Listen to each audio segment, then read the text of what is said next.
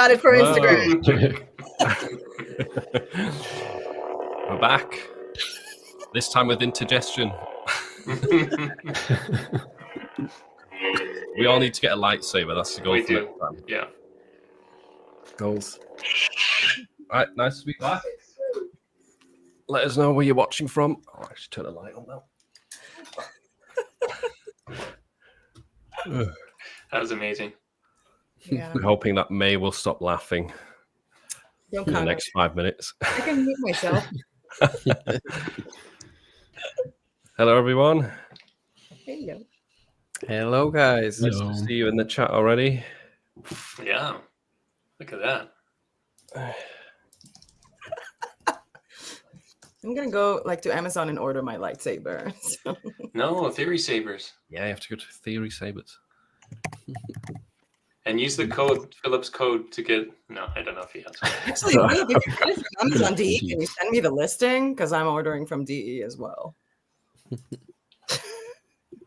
said it from DE? Yeah, from Amazon Germany. That's what we ordered from here as Oh, well. really? All right, we got What's more that? people dropping in. Hey. France. France. Nice.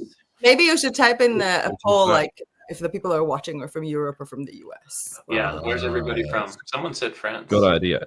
Because today we're very Europe heavy in this call. Only US person here with a hat. Today. People who don't care about Yes. the Star. In case you couldn't tell. Yeah, we have South some Florida. India, We got Morocco. We got someone from India too. Yeah. That's pretty cool. Ooh. Too bad we can't have a map that just goes... Yeah. That'd UK. That'd be cool. Okay. Morocco. Starting Nice. the poll. European and Florida, they hit both spots, I guess. Mhm. Here we go. European in Florida, yes. Nice. That's the one. Nice. Oh, I'm a broette. Bros and broette. Lots Bro and of- broette. Lots of Floridians. Do you want to Google man from Florida and your date Broettes. to see what happens? Bros and broettes. Floridian man. It's one of the biggest jokes on. Okay, we have Philly. Bangladesh. We have British Aussies. to Morocco. Philly. I see a Philly. Nice. And Iowa. Yeah. Yes. Nice. I feel like we are very mellow today. Ooh. It's because of what It you was did funny before we before started. the street. The first Good topic time. on the list today is actually it's Thailand. Daniel, because we've got a newcomer. Yes. I almost Hello. forgot. Daniel Schultes. It's me, Daniel. Hey, Yes. Daniel. Yeah. Do you want to? Do you say Schultes or Yeah. Schultz? In German, you say Scholtes. Schultes. Daniel Scholtes. Daniel Yeah, Schultes. that's all. Or like in English, Daniel Scholtes. I don't know. I researched almost like- my name, and there's a brand of kitchen items. Really? What I say, Scholtes or something like that. Nice. Not so embarrassing. This is But- nice. It was brand the- of lingerie. For those watching who don't know Schultes, who don't know Daniel, sorry, and Yeah. he doesn't do kitchens. What do you do? Yeah, so I'm an Amazon merch seller. I'm in tier 30K, and I started this business in February 2019. Besides my main job as a civil engineer, I did this. Basically, I did 2 full-time jobs. I know. Yeah. You quit your And job then I like a quit, year ago, yeah. didn't you? And then I quit, basically just 1 year ago. I quit my job as a civil engineer, and then since then I just Full time? did full-time Amazon merch. Yeah. Nice. Yeah. Hey. Hell yeah. Yeah. Same. Welcome to the club. Oh. Same sort of time as Juna, I think. Yeah, that's Right? Has about it been a year? July last year. July. Oh, great. I think I'm the most veteran in quitting her job and going full on freelancing. Yeah. For when did you do that? Well, in a month it will be a decade, probably. Wow. Yeah, you win. Yeah, you win that game. Well, I officially started my business in August of 2015, but the last job I had was end of May 2015. That's pretty damn good. I don't remember what it's like to be employed. Let us know in the chat actually if you're doing this full time, if you're doing it next to a job, what's Yeah. the current situation with this? It'd be interesting to see. Mhm. I do not miss the traffic. I do not miss all the meetings. the do you meetings have to were drive to horrible. work? Oh, The drive to work was, even though I worked from home most of the time, but when I did drive to work, no, Yeah. no, thank you. So the first topic on the agenda today is ChatGPT, Ooh. which Ooh. not only has it had a very interesting update recently, and I'm curious if any of you've been using it a lot more in your workflow since then, but apparently we also shouldn't be polite to it anymore. Oh, According nice. to something May's found. Wait, what? May lives on the internet. Sam Altman, the CEO of OpenAI, basically said that the fact that we are polite to ChatGPT and ChatGPT is polite to us back is costing a lot of money in terms of the energy that it spends on unnecessary responses. But then he finished it with, well, like something like maybe that is a good thing that we're like, Oh. Okay. I even had no though it's idea. a lot of money. So basically be rude to chat at your own risk. Oh, We'll actually because it would be rude back. articles now, like that we can go over. This one could be really cool. I'm pulling off more articles if we want to find interesting things to talk about. Yeah. There's one thing that I'd love to talk about because I recorded a video that'll come out probably in like 3 weeks or so, because I'm really ahead with my schedule. But there's a lot of these like custom character images where the copyright infringement is like all over the place, and like you can make something in like a Disney style or like a Studio Ghibli style. Studio Ghibli, yeah, that's a big one. Yeah, but the key thing was, he's still alive. Yeah, absolutely. And I mean, like, copyright is basically something enters the public domain like 70 years after some, like the last author involved in a work is like dead or like has passed. So there's so much like blatant copyright infringement, and some stuff on YouTube are a bit like misleading. So we can definitely like talk about the copyrighted stuff when it comes to like making Disney style stuff or like Studio Ghibli stuff, because we really can't make that stuff since that is like directly correlated with a studio or someone's work, so to speak. Yeah. So basically you wouldn't apply the Studio Ghibli style to anything, whether it's just like a random cat image or yeah, exactly. So I think like from my end, like I'm thinking like this is probably like a gray area. At least when I talk to ChatGPT about it, it's a gray area. But this like comes under something called trade, like dress or something like that. I think you have to speak to a copyright lawyer to understand it thoroughly. But basically, if you just think about it, like if you just break it down, usually this is how I think about it. Like if I just break it down to the most fundamental stuff to just make it easy to comprehend.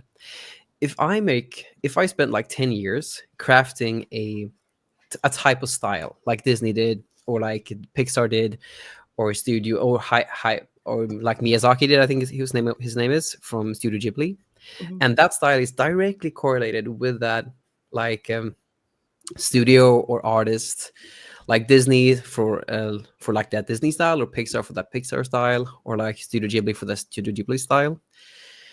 Then doesn't it make sense that style is directly correlated with the studio? And in that case, since they made it, like they created it from nothing and made something out of it, wouldn't works in that style infringe on their copyright?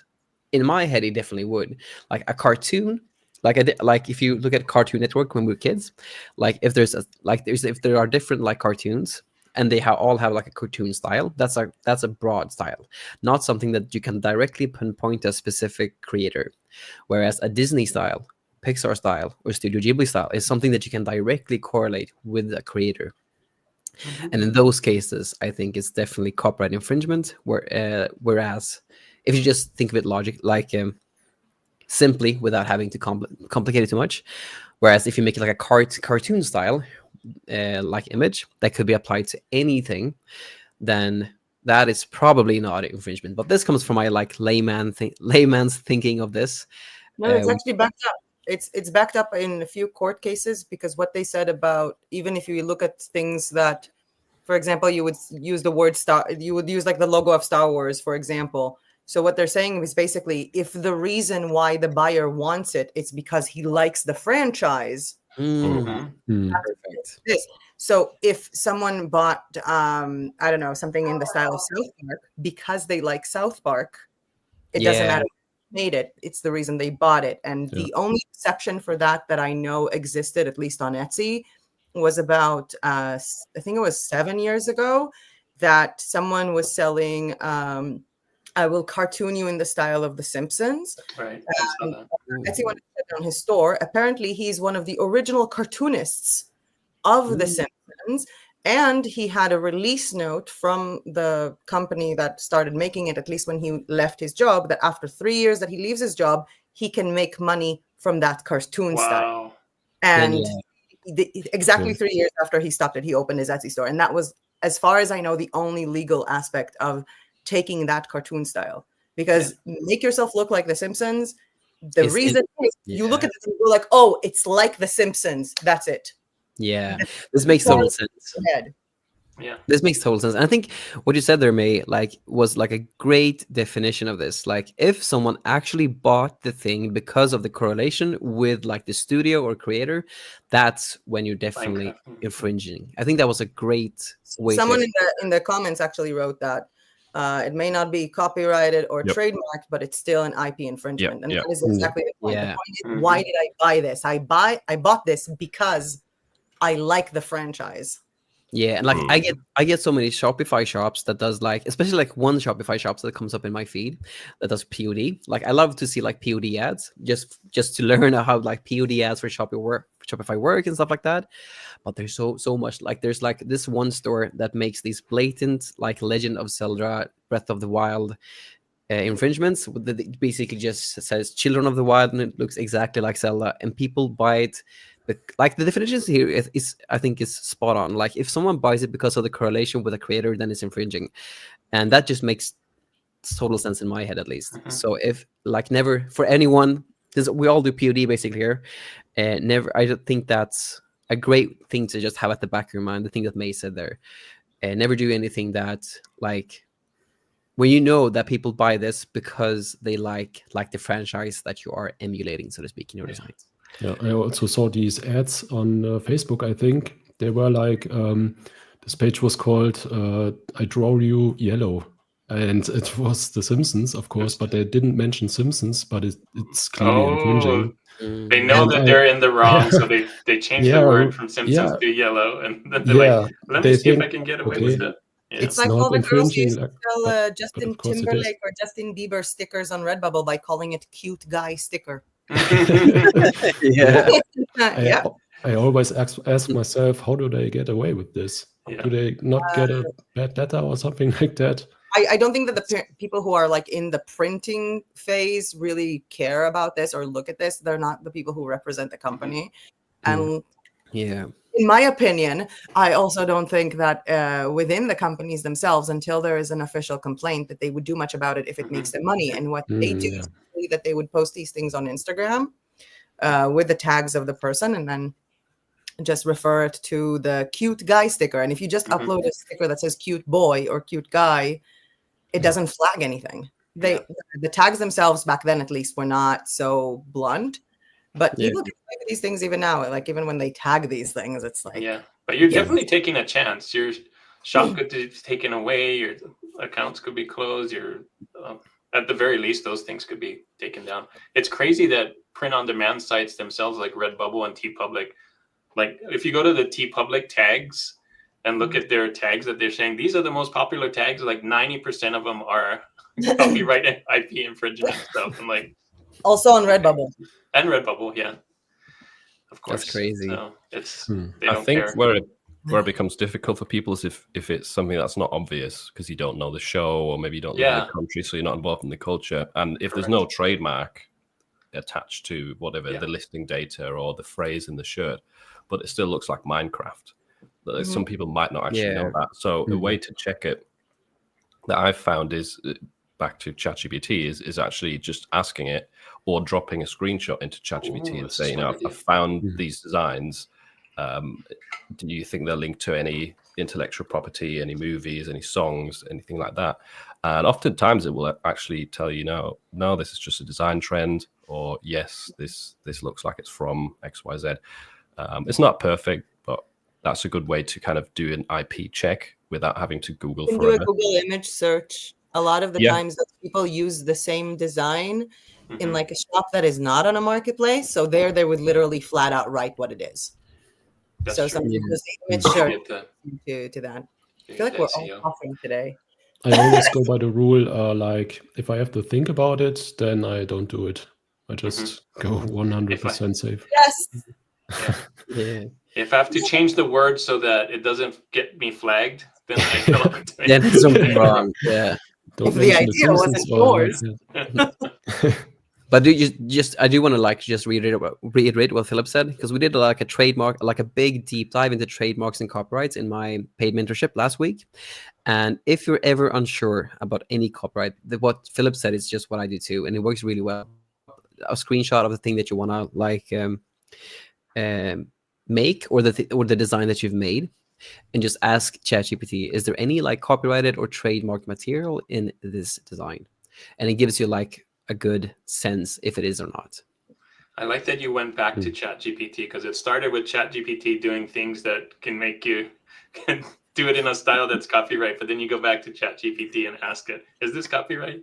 Yeah. Yeah, we got Let's say most people use the Ghibli thing as personal use. So in that case, it's almost like Yeah. I feel like that was one of the reasons why, because the maker of this design style spoke about it, and just seeing all of it everywhere. But the Yeah. majority of people, at least, were not doing it for commercial use. They were doing it for personal. So that is even, I think that would be the case of, is ChatGPT infringing on the rights, not the people, because they're not using it for commercial purposes. Yeah. But I did know that several companies actually use them as ads. I think Yeah. What I McDonald's did something with this, and then they took it down yeah. after people complained about that. And you can get paid for posts. Like, even if you're just posting it on your social media account, some people's social media accounts are so big that they get paid for impressions. Dude even. with a sign did it. Yeah. I forgot who he posted. I think it was a pizza company or something. Yeah. But Dude with a Sign had his photos of him in that style holding a sign. Like, he posted it as well. Yeah. Interesting time we live in. But again, like going back to ChatGPT, like it's insane how good it is at the moment, in my opinion.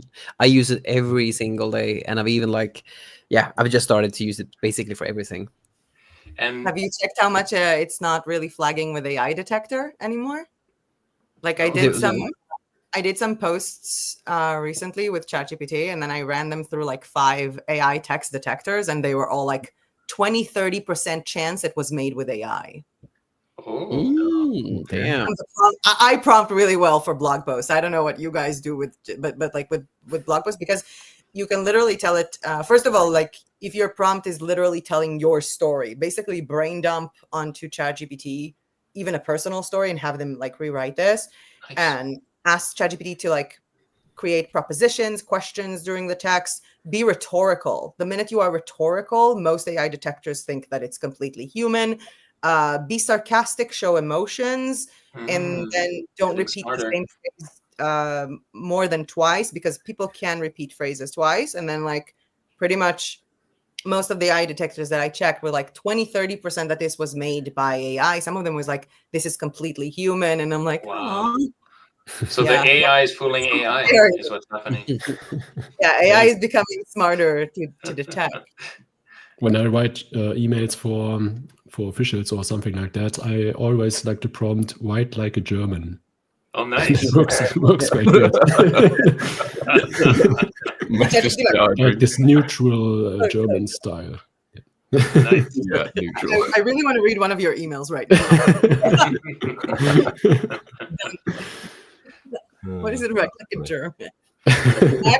Write like a human design manifesto. Yeah, it's you can definitely give it characteristics, but I'm gonna try to do mine like a German.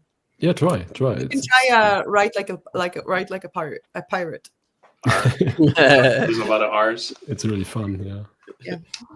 We've got a question here related to the IP stuff. So Oh, a if you mix mix of- styles, is that allowed? Mm. For example, mixing Ghibli, Kawaii, Lisa Frank. Kawaii is not trademarked as far No. as I know. Yeah. It means in Thank Japanese. goodness. I I don't think know. But I think, if yeah, we just go back, if we just go back to what May said, because she just made a.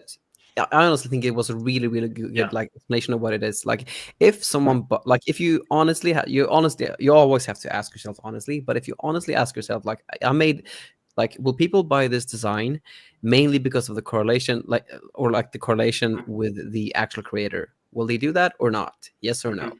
That's a good one.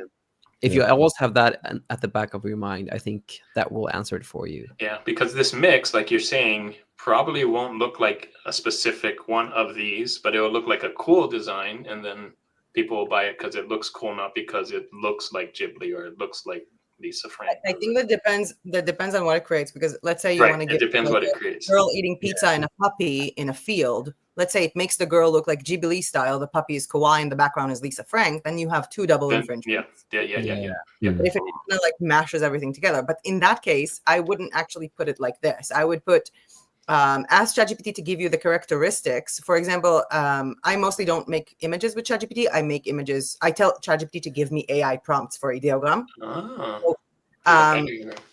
Ask ChatGPT to give you an AI prompt to create something Ghibli style, and then ask him to give you an AI prompt for Kawaii, and then an AI prompt for the same thing in the Lisa Frank style, and then mix it up as you do it. Basically, Ooh. create the mix within the AI prompt, so Mhm, you're making sure that it doesn't look like each and every one of them.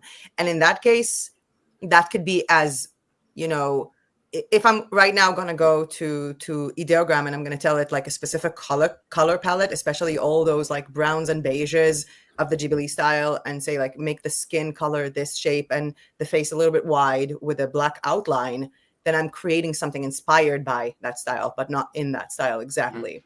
So just have the characteristics line and then mix and mash them up. But again, if someone looks at it and go like, "Oh my God, it's like the Ghibli trend," you lost the AI fight, Mhm. the IP fight. That's it. Mm. Mhm. Yeah. In my very humble legal opinion. Yeah. And just by the way, none of this is legal advice. No, Just Yeah. none of us are YouTubers lawyers. randomly guessing what may be true. Yeah. But I think the best, honestly, the best But legal that's a good one. non-legal advice is if you doubt that this relates to something, then it Stay away. probably does. Mhm. Yeah, and if you Yeah. just if you just ask yourself the question like, is this, will people buy this because of the correlation with the specific creator, and you say Mhm. yes, and you answer yes to that, then don't list it. Nice. We solved it. You guys Yeah. solved it. I think Now we we have know. another question about ChatGPT in the crowd. Yeah. Do you think? Do you think that ChatGPT is still the best for this sort of thing? What do you mean with this sort of thing? Checking for trademark? AI designs? Or Yeah, I think he means styles? POD designs. Have I'm experimented really with liking. AI. I'm I use really it for liking every- ideogram. Designs. I did my test. I did my test for t-shirt designs, and it wasn't like a full-on test, but I did like the bracket thing, and then ideogram came up on top for me. For as far as creating a text or a prompt to create a full t-shirt design with text and everything, I think ChatGPT does great, like with graphics and stuff. But when it tries to put text within the graphics, it kind of gets mixed up sometimes, and then gets cut off a lot of times with ChatGPT, I've noticed. But Do you I have agree. do you have the top 5 in mind? Like what were the best? yeah, performing so ones? it was Ideogram, Playground, Mystic, and dang it, those were the top 3. I forget what the top 5 were. Not ChatGPT. Oh, ChatGPT was the 4th one. Yeah, I think With it was. with yeah, the new model, right? 4.0 yeah, or with 4.0, Valley? with 4.0. Okay. But And it's you know- still slow. It's kind of slow, but and it doesn't. It's not as creative. Well, it can be creative depending on your prompts. But I was using simple prompts. So yeah. What's that? It's really slow. Yeah, Like the image creation is incredible. I honestly it's a lot just don't- slower now. it's also like, you know, the size of the image and the fat and the rate that it's going. Because like I was working on some project that I'm working on, and I wanted to see like some logo sketches and stuff. So I basically tell it like, give me 3 AI prompts for ideogram for my logo, and then I just dump them on ideogram, and then for each one I do different ratio just Yeah. to see how it would look if it's like vertical, horizontal, one-on-one, and then like, you know, I just pop these out like 9 at a Yeah. time. It will finish basically by the time that ChatGPT finishes one. Yeah. I think it's also like for me, I never use what I get from the AI in that sense. I just use it as inspiration to later recreate it. So depending on the complexity, Right. whether it's like with Canva or if I'm using it with Procreate. But seriously, if you tell ChatGPT that you're using Ideogram and have him give you the AI prompts, that's the best results that I've seen so far. And that is even if I'm trying to like not just ChatGPT versus Ideogram in the AI art scene, but if you ask ChatGPT to give you specific prompts for Ideogram, it's better than specific prompts for Lexica or for Night Cafe or for all the others. Mm. Interesting. It's the same company, right? I mean, Yeah. Ideogram makes sense that they Yeah. would work like better together. Yeah, and I'm really liking Ideogram's bulk feature. I've been using that Yeah. where I just put it all in a CSV file and like within minutes it does like 4 times 20, right? For 100 and like You can set it up and go make coffee. yeah, it's crazy fast and good. I love their vintage stuff. The kawaii stuff's pretty good too. But June, I have you do that and have AI go and make us coffee. There you go. Yeah, but you know, What June, were you have gonna you- say? Yeah. have you tried My Designs a lot? My Designs. Oh yes, I have, but they have a long list. They came in at the top 10, of course, and they have what I like about My Designs is they have a drop down of like all of the different models, right? So you can use GPT and you can use Ideogram and you can use whatever Flex and whatever. So Have you used it a ton? Because like for me, I honestly like 21. I think it's like 20. Like since I started using it ever since Philip did like a guest speaker call in our small community. Mhm. I've started using it extensively, and literally every day I'm posting stuff on our merch through it. And but a big like data point that I think is good to know is that like I've created a lot of designs, but like 21% of all of my design like sales comes from just Yeah. AI stuff. Wow. That's a Purely good made stat. through My Designs. So I'm insanely like That's I'm a flabbergasted by My Designs because Yeah. of the power that it is. yeah. But are you using it a lot? Or I'm not, but I what I really like about My Designs is one, like that drop down of all the different styles, and two, it's like integrated with like your process, right? So if you're already Yeah. using My Designs to upload and do all those other stuff with POD, I think it's a great thing. So you don't have to go and switch back and forth between different things. So But My Designs has mostly the APIs from Ideogram and Flux, so Flux. they don't have their own AI. Or is it like that? I don't know My Designs. just like No, Juna they- said, or go ahead, Phil. Yeah, they don't have their own model as such. Mhm. They just have lots of different ones built in. So you've got many of the Flux models, if not all of them. Then you have different versions of Videogram. You have Recraft is in there, Imogen, DALL-E 3. As soon as the 401 has an API, I'm sure they'll also add it. So most of the things are there. So it's good Okay. for comparing, and you can also do things in bulk, which is quite nice. Yeah, that's quite handy. yeah, really cool We had system. one quick tip I wanted to give on the the speed with ChatGPT. You could actually open in a separate tab. You can also open Sora, which is it's like tagged on the sidebar, at least for me. I haven't tried it. And Sora I think it's mainly meant for generating videos, but you can also generate images with it, and you can actually do 2 at a time. Nice. And they don't cancel each other out with like the rate limits. So you can have them running simultaneously and kind of speed up things a little bit. All right. Do you have a video for that? Have you done one yet? No. No. Okay. Yeah, I'll be no, watching. no. someone was asking if there is a video on how to make multiple designs at a time. Juna, I'm pretty Yeah. sure you have Yeah, I got one with Ideogram. Yeah, I'm pretty sure you guys would have those. Yeah, there's a video. I think you have one. Do you have one too, Philip? Yeah, I have one for Ideogram and one for My Designs. The My Designs is insanely powerful. You can create like 100 designs in like a couple minutes with just I'll have to do their one. parallel prompts. Taking notes. Do a video for My Designs. I think what I like about Maybe we should have like the people at home, as if we're not, ask what videos they want. There you go. yeah, give us ideas. I think the reason for designs. Like I'm not using AI art for designs. Like I'm using it for like, if I'm writing a blog post and I need like an image to convey a message or like newsletters and stuff, I mostly use AI for that. Mm-hmm. But I feel like I'm either selling patterns that I've done, I don't know, 2-3 years ago with Procreate, or just things made with text on Canva. Like the most basic text, school. like 2-3 words. Wow. Yeah, it's like those stuff would still sell. So, Yeah, that's a good point. Like traditional designs can also sell. It's not like you have to use AI. I like mixing it up because sometimes I'm like, let's see what AI can do today. I don't want to go, and it comes up with some really cool stuff. And then other times I'm like, I just want to draw today, and I draw. So I like, by the way, just asking it to create something. Yeah. Either because I want to sketch it, or because I take like what it created in a certain style, and then you just upload it to Procreate, or in this case, even to Canva, and then it draws in the color palette from the AI design. Wow. So that is like I remember I used to do it with Kittl when they had the Art Deco option. Yeah. So the Art Deco makes amazing color palettes. Amazing. Wow. If anyone is selling Procreate assets, I actually sold Art Deco color palettes that I got the idea from AI. That's really cool. I think like one of the most powerful things with AI, like especially with my designs and using like ChatGPT to get the prompt and then using my designs to create it, is that you can create these wildly different design styles. Like let's say that you have one design style that is super popular here and one design style that is super popular here. Then you can combine those two within one and the same prompt and use my designs, mainly like Ideogram and Flux, to actually like create it. And the stuff that my designs create is just insanity, in my opinion. It looks so good, at least when you use, at least when I've used Ideogram and Flux. I think I just should have Andreas on my channel to teach us about my designs, and then I don't have.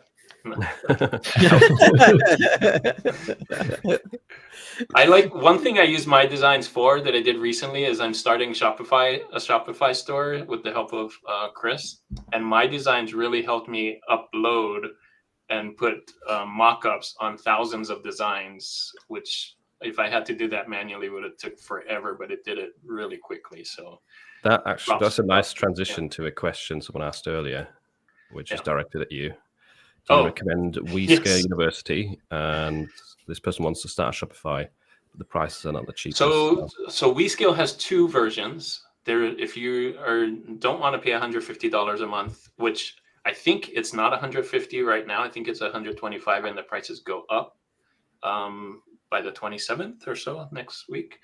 But their university is great because you have tons of coaches, you have people helping, you can put comments and stuff. But if you're just starting out and don't want $150, they also have a WeScale free version that they just have that 31-hour tutorial. They still have people in there that you can, they're not the coaches, but there are other people that are in the free course, and you can kind of chat and back and forth. So that's another option that you can start with. And I love it because what I like about it is they kind of break it down, like do this first, step by step and step.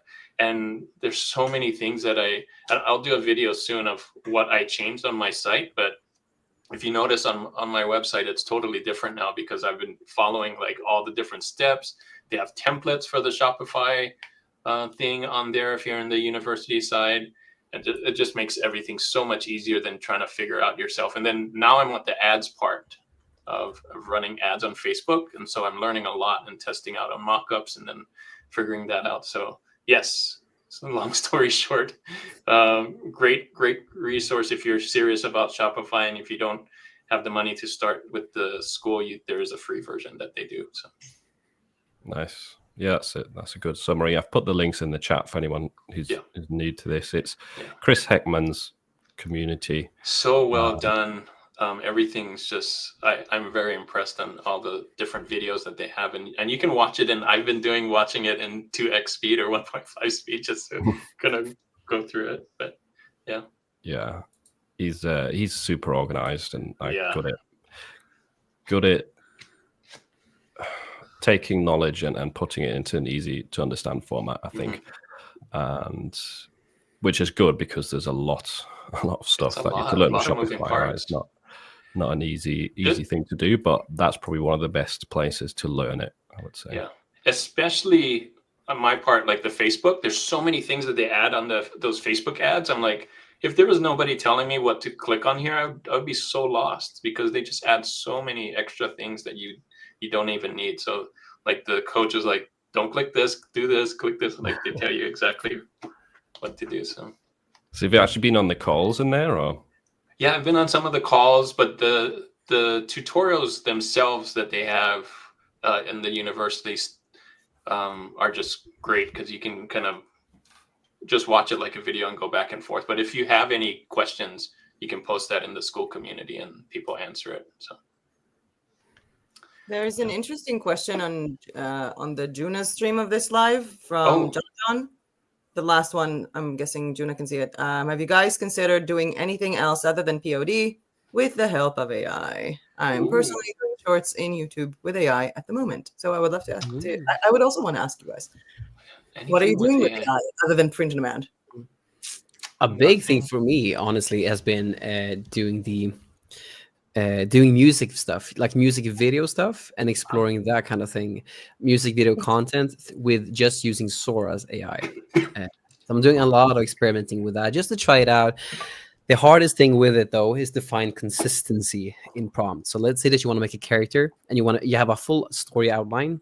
It's hard to get like one consistent characters, because you can only get like, unless you pay the $200 like subscription a month with ChatGPT, you can only make 10-second videos. But if you want to make another 10-second video, it's hard to get the same character in the next video. So that's the issue. But it's like the stuff that you can make, it looks real to like an extent that feels surreal, so to speak. You can make anything, which like the only thing that really like is like that. This is really literally how I feel right now. Like the only thing that really limits the creativity, like living in 2025, is your own imagination. That's the only thing. Yeah. Well, this is POD adjacent, but I've been making mock-ups with AI, which is kind of cool. Nice. Yeah, Mystic does a really good job. They have a tutorial for that, by the way, on WeScale. But I've been trying their Mystic POD to make mock-ups with T-shirts and flat lays with different things around it, and it's pretty powerful, pretty neat. So. I was thinking to, like, for a new project of mine, I was sitting with a friend here and talking about wanting to start it. And apparently she started a job working for, I think they're called 11 Labs or something. They're supposed to have this like really cool AI tool for voice. So I was thinking, like, for a lot of the, like, if I want to do some reels and stuff, because, you know, when I'm filming, I'm not going to use an AI clone of my voice or even just an AI voiceover for pretty much anything, because, you know, for a tutorial, for stuff like that, I have a mic and everything. But if I just want to pop in the easy stuff, let's call it, for Instagram reels, and those usually have like lots of views, literally just film with your phone like 8 seconds of the mountain or something and say something for 8 seconds. So in that case, it would be much easier for me to use that AI cloning my voice rather than just recording my voice in terms of the quality that it will come out. Wow. Because, you know, if I'm going to record it, I'm going to do it on my phone. I don't know. I feel like that will be much easier. And that AI, I just looked at it a little bit now. But that AI can also create sound effects. So like you can type in like cowbells in the rain with birds chirping in the background. And I do know, like, I have a lot of friends from like who do like filmography and stuff like that. Even when they take the camera and they go outside to shoot rain with cowbells, they actually use sound on top of that, even in movies, because the sound that we hear is not the same sound that is captured. And even when I, like, you know, film outside and there's cows and everything, there's also a truck of the farmer passing by and dogs barking and stuff. So I was really looking forward to playing around with that for a new project that I'm working on. But I think, like, for me, that question is pretty much, I mostly use my AI for non-print on demand stuff. Yeah, I mostly like to do it like for some newsletters and stuff. If I want to write something really quick, and for like asking it a question, or contemplating an idea with a different idea, or asking it to give me a pros and cons list on a specific idea, or for fun stuff like based on our conversations, roast me and stuff like that. which is always funny. But I think like there are so many different things that we can do with it. I've even been doing like book outlines for some books that I want to write, or even putting my ideas for the book and trying to refine them. So I think like, I don't know, for me it's like I really enjoyed like the phase of making designs with AI for print on demand, but I always reverted back to either creating stuff with Procreate or just simple text and just using the AI for the fun stuff. Like not the fun stuff, but like the stuff that isn't the biggest creativity for me. Like the idea for me needs to stay mine, but the execution, fine. Let him rewrite a paragraph that I wrote because I'm not sure how to write things, or I don't want to think right now.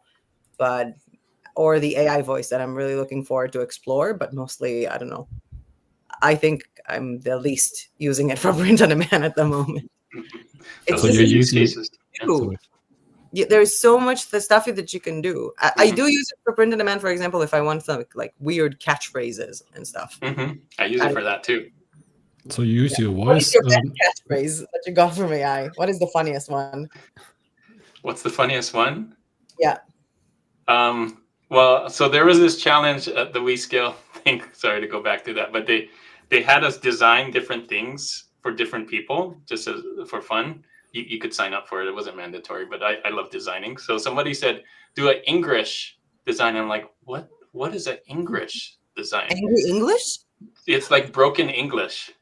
So there's a trend or a niche for that out there. And then, so I'm like, I don't know what to, so I asked ChatGPT to write some English designs, and it did. And it was so funny. I'm like, oh, okay, I get it.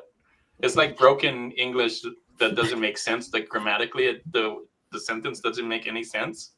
But yeah, I can pull some up.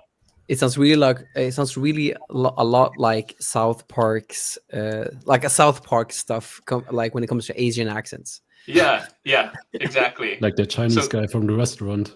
Yeah, exactly. like slightly that offensive, but very funny. Or like that whole episode when they do, when they have a Black Friday Banduru. Yeah, exactly like that. I kind of really want to see South Park right now. South Park is amazing. Yeah. So it can do anything. ChatGPT can do. Like, oh wow, these are funny. But I like using it for Latin stuff. Like the whole cogito ergo sum, which is like I think therefore I am. So I was just like, okay, give me a bunch of those. So I actually have a T-shirt that says cogito ergo dormio, which means I think therefore I nap. yeah, see, there you go. Yeah, I have also memento mori ergo pizza. Like remember that one day you will die. So So pizza. Pizza. yeah, Mm. Yeah, or that's what it wrote. It wrote things like that. yeah. So I think like just I feel like in that space, if we go like back to the IP thing, if you see something funny, just tell ChatGPT to do something similar. So like I saw a bunch of T-shirts that were making fun of it. So I put in the premise of why this is funny and told him take the same premise but to this niche and to this style. And that way you create something that is kind of yours. But Yeah. maybe so we should do creative. like a full live ones that we just do like ChatGPT roasting us and stuff, because I'm pretty sure Ooh, ChatGPT has a lot of information about you. that's true. I'm gonna Yeah, do it you- right now. Can you roast Oh, me? wait. Wait, what? After you do the roast, the funniest thing you can do, tell ChatGPT, based on all of our interactions, think that I'm a Marvel villain and give me my origin story. Oh wow, Oh, Best okay. thing that you can do with that's a ChatGPT. cool one. Okay, I That gotta or write this write your Tinder profile as a pirate. down. Going back to the I don't know pirate what's again. in pirates, but yeah.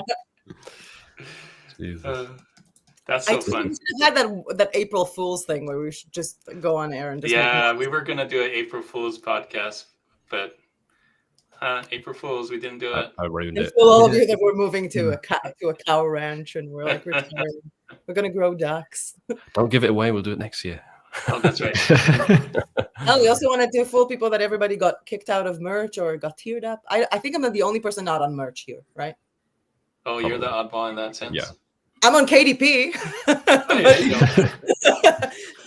I'm technically on Amazon. I just Yeah, got making paid. fun of people not getting a tier up. That's a very serious concern. Yeah. We actually had a question about Amazon merch. How many just then as tries well. did you take? Oh, that's a good one. It took me 2 tries to get it, Oh, but it was okay. back in Oh. 2017 where everybody got in. So But that's interesting. I thought back then, like you just got in first try with Mhm. anything. I had to try twice. Oh. I was like everybody, like, oh man, I didn't get in, and then I was listening to someone say you can try multiple times. I'm like, really? And so I tried again, and it took 6 months. Finding people back then. Yeah, it also took me 6 months before I got the answer back from Amazon Oh. back then. So I like applied in 2016, like in Q4, and I didn't get accepted till 2017, either May or June or something like that, I think. For me, it took 4 months, but 10 applications. Whoa. 10 It was shorter for me, Yeah. but more applications. Wow. How did you apply 10 times? in Yeah, you 4 have to use this Different emails. a different email address. Yes. Mhm. Damn. I mean, dude, they know it's the same person. You're using the same IP. I mean, they have ways of tracking Yeah, it. sure. Yeah, I they used just wanna see everything was the same, name, address, everything. You gotta play Just a Amazon's different games to email get address. into Amazon. So Yeah, I I think that's the first test that they give you. yeah, does this guy really want it? Is he gonna Yeah. try 10 times? Yeah. I do actually have like some up-to-date news about that stuff because like me personally, I got in like on my first try. I think Wow. I like applied in like January of like 2022, and then I sent an email to just check like in like May or April, just check like how the application is going. And then when I did that, they actually approved me directly. And I have a student who did the exact same thing this year, so this specific year in 2025, and he got in like a month ago or so. So yeah, I think he What? applied in like January or February. He then sent I think it was in January, and then he sent an just like me an email just to see how the application is going in like March, and then he actually got approved instantly, just like I did actually. They want to know if you're serious. See, it's back to the Yeah, this guy's and serious. that's actually like this year. So if you've like ever sent an application and it's gone like 1 or 2 months, send an email and see how it's going. For me and my student, for both of us, we both got in through that. Yeah. Well, I asked, so I saw a comment here that said if Juno was rejected, but I actually know a professional t-shirt designer. I told him about Amazon. I'm like, this is so cool. He sold t-shirts on Shopify and did really well. And I'm like, yeah, just apply. They'll accept you. I'm sure they'll accept you. You're a professional. You have thousands of sales and rejected him. So I'm like, oh, I guess it doesn't matter. Talent doesn't matter too much, but There it is. you're serious. Yay. Oh. That's who got in. That's who got in. His name is Philip. Ah, congrats. Hey, awesome to see you, Philip. Someone was curious about you. By the way, it took me one attempt. Around the same time when He was like waiting to say that. By the way, just to when right around the same time Daniel got in. So like it's not dependent on the time as well. Sometimes people say nowadays everyone has to apply multiple times, but I've also heard stories of people now getting in first try. Wow. And for Daniel, it was 2019. It took him 10 attempts, whereas for me, it took 1 attempt in the same year. But yeah, someone was asking this directed at you, Daniel, I think. Mhm. Yeah. Now makes me wonder how did those 10 application forms look like and what did you try? Yeah, well, basically you fill out your details, your name, address, and something, and I think a phone number. And then you have this little box where you can include your portfolio if you sell on other platforms like Spreadshirt. I sold at Spreadshirt at that time. And then you fill out your application text, and it was quite short and simple. It was something like, I'm a successful Spreadshirt seller, and now I want to sell my designs on the world's biggest marketplace. And I that's kept a it good- very, very short. And also I saved this text on my computer so I can use it over and over again. I think You I did change changed it a bit. And but I really think it's just based on pure luck if you get accepted or not. I also So wouldn't overthink yeah. it, like what you Yeah. put in there. I mean, it might matter a bit, but I can't imagine someone at Amazon reading all the applications that they get sent. It's probably Yeah. especially now, which I'm pretty sure they have a bot doing it. Mhm. yeah. And I think like if Some drama in the chat. Someone got dumped because they made sales on Amazon. But I also think like since one thing that both worked for me and Philip, that's also in here in watching the live. Like if you like applied and it's gone like 1 or 2 months, send them like an email saying how's the application going. Yeah, like because at least for me and Philip, both of us like first time appliers, we actually got in once that actual reply got replied to. Mm-hmm. Mm-hmm. Yeah, and I would also say if it's taking ages to get a response, don't wait around like Juno for half a year. It's more important you apply again Why did it do that? if you can Yeah. do. Don't follow my example, guys. And definitely don't overthink it. The sooner you apply, the better, even if it's not a perfect application. Yeah, and apart from that too, like if you don't get in, there's always different avenues. Like I made most of my money on Etsy, and you can also do Shopify if that suits you better. Mhm. But you can also like focus on different avenues if you don't get into merch. Correct. Definitely, yeah. To get place. back to AI, I saw a question earlier about Playground. So what are your thoughts on Playground? Is it better having that than paying ChatGPT Pro? Actually, I know what you're going to say. stay tuned because Playground's going to announce an update soon. You didn't That's hear it today, from me. isn't it? I think. It's today, yeah. And it may or may not have anything to do with ChatGPT Pro 4.0. Ooh. You really need to start to I- like not spill the tea too much. Man, I'm going to get banned from Yeah, Juna's always giving away the secrets. secrets. Nah. You Yeah. didn't hear it first here. Wait till the announcement in a few. One day we're all gonna say something that's gonna get us in trouble with some company. No, I think as long as I don't show what it does. But If you ever Video- get in trouble video with coming something, soon. just let me know. I have a lot of experience. video If, coming uh, soon. If Juna ever disappears, he's gone to prison because of either Kittle or a Playground. But no, there is. I mean, what's better in this case? I think like there's no best tool for POD. Yeah. It depends Well, what. what's first for yourself, right? Like for Yeah, your like style. Playground's audience. advantage, I think, is that it has a lot of templates already. So if it's Yes. very beginner friendly. Yes. Whereas if you're using ChatGPT Pro, you don't have any templates, right? You're starting out from scratch with a prompt. Yeah.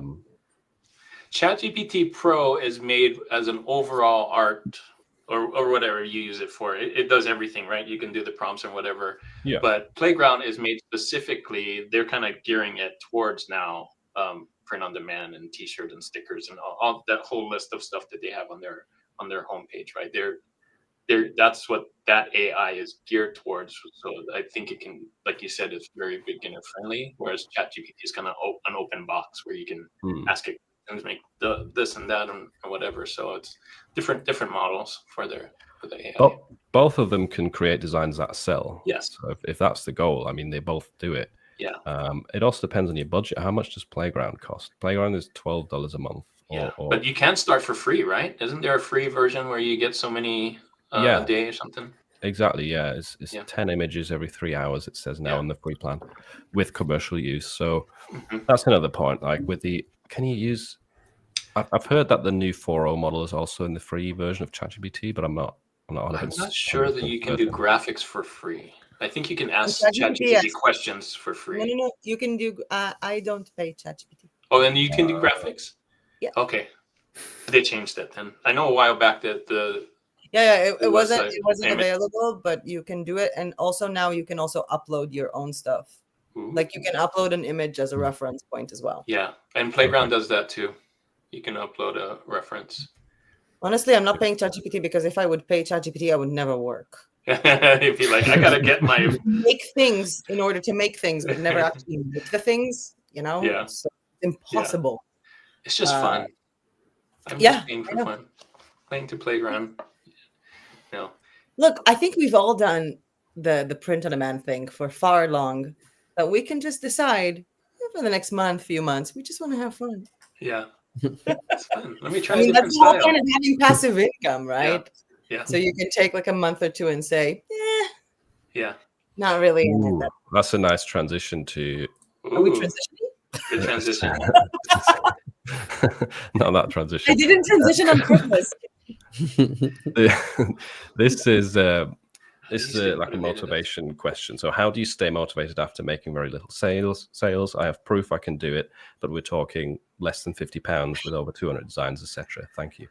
And that is one of the motivating factors, I think. If you've already proven to yourself that you can do it, every new design that you add that starts to sell, it adds to your baseline, right? So eventually you get to the point where you've got a passive income that stays with you, sticks with you. Like May just said, you take a month break and nothing much changes. So that's the big motivating factor for me, or definitely was at the beginning, that I kind of know, like the work I'm putting in now, it kind of stays there with me. It doesn't just disappear if I stop. Also the Q4 effect, that's always very motivating for me. Like right now, a lot of the designs that you're uploading, they might not really have much of an effect, especially not immediately if you're doing evergreen designs. But that kind of stuff, it often pays off in Q4 when people are really, really interested in evergreen shirts. And then what tends to happen, or what has happened for me over the past few years, is after you have the current kind of average sales that you get throughout the month, then you have a spike for Q4, and the next year it kind of drops to a new baseline. You're a little bit higher than the last year in terms of baseline sales. That's always the motivate. But that Q4 effect, like it only happens if you stay consistent throughout the year. If you stop at 200 designs, it's less likely that you get to that. But you work, the point I'm trying to make is you work that you're putting in right now, which doesn't feel like it's giving you much progress, it often tends to pay off through Q4 and then help you in the next year moving forward as well. Yeah, and you can say that it's actually a lot of progress. If you made 200 designs and most of them didn't sell, then great. You now know 195 things that won't sell. Try something Like new. every no is your way to a yes. So I do know, like, for example, I'm not on merch, but when I was constantly uploading to TeePublic, I think Philip, we talked about it last time, that I was like, I had like clusters of things that kind of sell. So whenever I sell something on TeePublic, I usually try to go into that product from like incognito or something, and then see what other stuff are being recommended. And then I kind of take, obviously not the same phrase if it's copyright or something, but the same concept or the same combination. So if the niche that I sold to is puzzles, and the bottom image that is being shown are like 3 of them are puzzles and cats, then I'll make designs about puzzles and cats. And my goal is to be the recommended to myself. So whatever sells, those are things that I'm not talking about the things that, you know, it's your own niche and you're like marketing it externally, just flat out marketplace stuff. If something sells, I make loads of it, and I make the things that are related to it in the same scheme.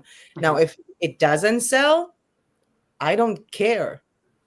We have a phrase in Hebrew, launch and forget.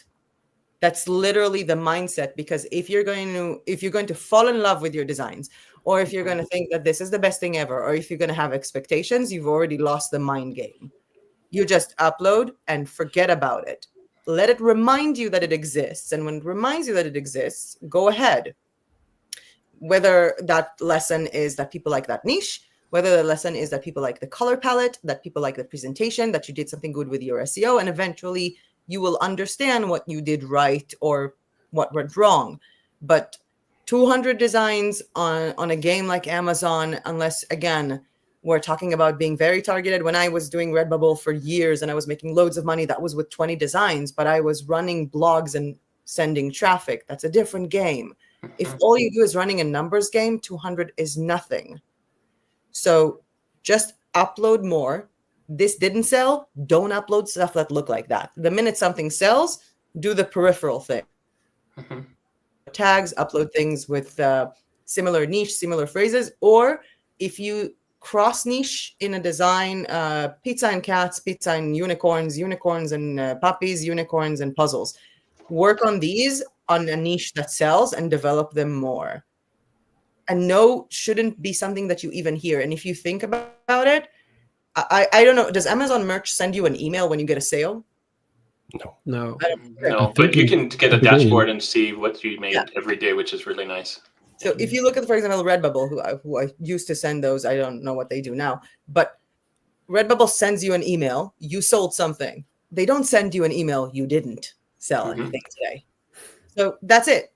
Make a design, put it up there, forget about it, and then do the stuff that sell or do more new ideas.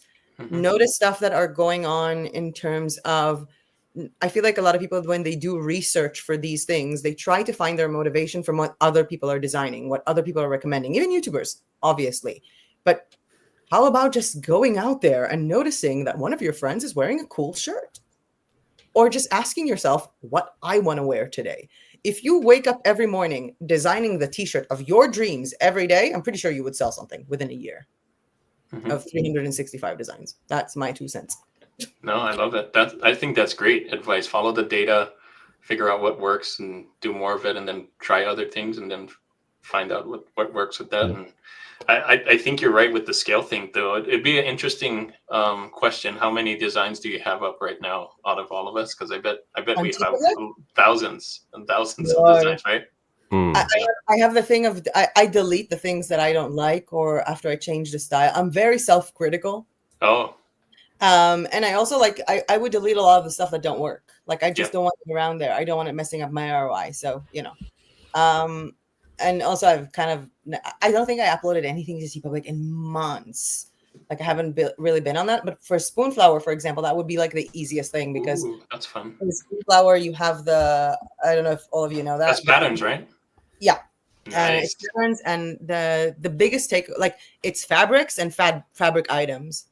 So they have, I think, like, I don't know, 40 or 50 types of fabrics that you can order. And then they have fabric items like curtains and pillows and stuff. They're the most expensive that I've seen so far.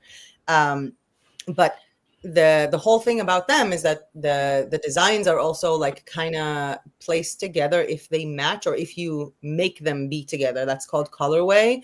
So let's say I did a design of some kind of nautical theme. I don't know. I'm just throwing, I don't know, dolphins in blue, and it sells. I can literally create that same design, just change like the hue to like pink, and I can upload it so that it will appear next to it. Wow. Like together. So like people will see that you have the same pattern in different colors. So if I see that something is selling on Spoonflower, I would either more of the same.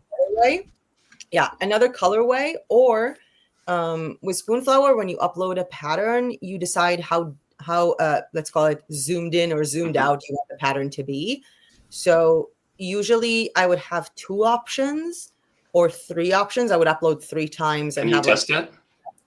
I would have like 3 options of how zoomed in and out it is. And once one of them sells, I add 2 more zoom in and zoom out options just to have like the biggest scope of things. Or just look at the specific tags of what's sold and just do more of that.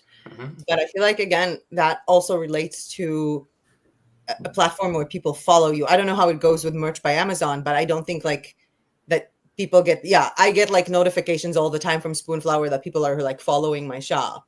We don't get that. So you can pretty much see that. And also, like, if you go to the people who follow you, you can see what their favorites are. And then that's nice. Yeah, make something in a similar color palette or stuff like that. I also know a lot of surface designers or pattern designers. If you go to Pinterest and type in anything relating to your niche or the niche that you're designing for, notice the color palette of the most attractive pins or the pins that come on top, and use the same color palette as the pin for the design itself. So following the data, see? Yeah, I feel like maybe I never got like discouraged from these things because I love data. And there is always like more data to get out there. So if you don't get internal data from your sales, search for data outside. The minute you get a sale, that's when you start making data internal. And I feel like, one, you have to enjoy doing it. Otherwise, it's a waste of time for most people, unless you're going to put in budgets and you're going to be like the best designer and you'll know how to create the most targeted ads. And in that case, it's just math. So unless you're going to do that, unless you are that, you need to enjoy it a little bit. If you design things that you like yourself, or, think about it this way. Open up Facebook pretty much every day now. By the time, like, I don't know how many friends we all have on Facebook, pretty much every day you'll get a notification that it's someone's birthday. So think, I'm designing it for them. But there you go. How many games you can play in your head with this design? Motivated. Yeah. And I feel like because AI made things so simpler. If you think about it, we would spend hours on a design, sometimes even days. It depends on the type of design you want to do. And you would actually live the process and enjoy the process. And yes, we made less designs, far less designs in a time. But I think like if you're making so many designs at the same time and you're uploading all of them, your brain is kind of thinking, "Ooh, I should be getting paid by now." But the platform is not putting things in an algorithm as fast as AI is creating them. And I feel like when we were doing things just one at a time, regardless of saturation and competition, none of that. It's all here. If you make one design a day, you're not thinking, I'm going to make so much money in 2 weeks. But I don't know. I feel like it's just find a way to keep your mind occupied on something else, because motivation for me is the last thing I need.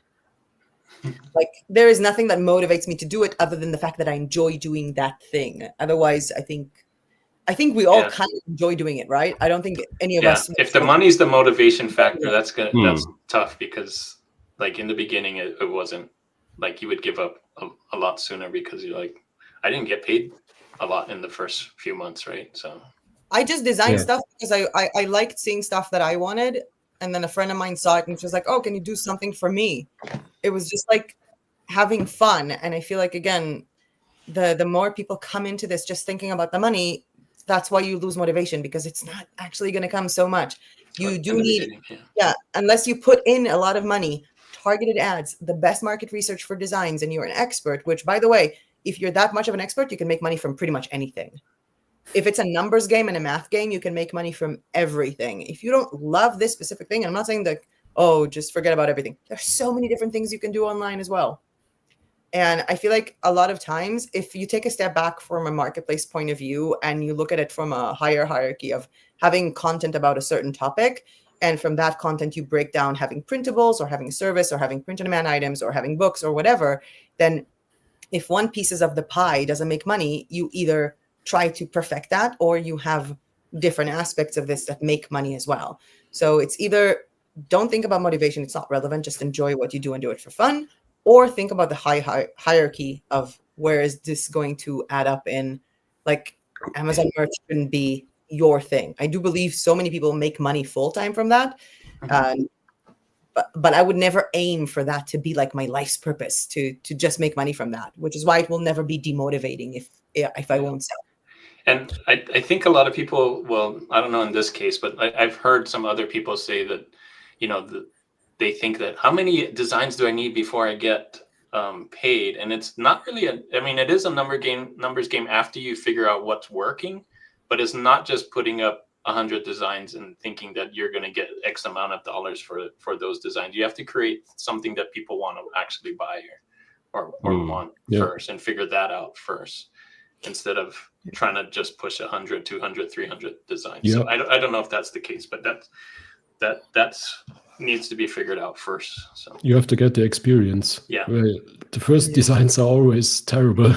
And the first 2 years I didn't make that much money. So it took me 2 years. Yeah, 2 years to get a significant amount of money. Yeah.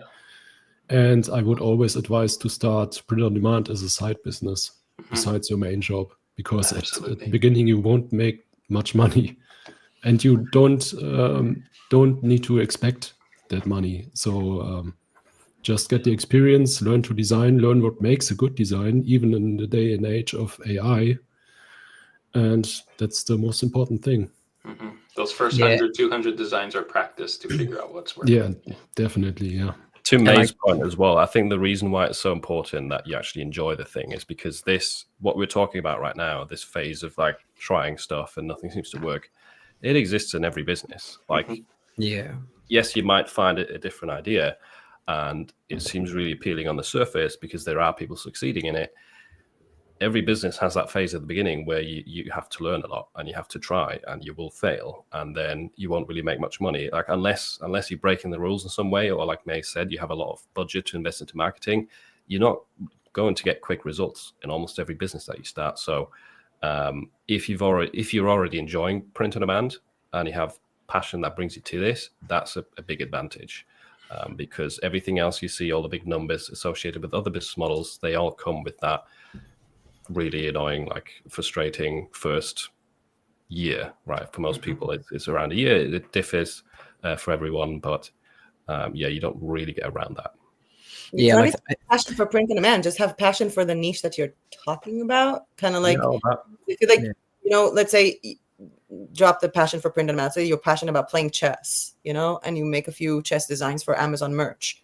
Okay, Yeah. make something public, make patterns, find a way to create like cinematic chess stuff and put them on display. To just have fun with your niche rather than just it being print on demand. Make videos about chess.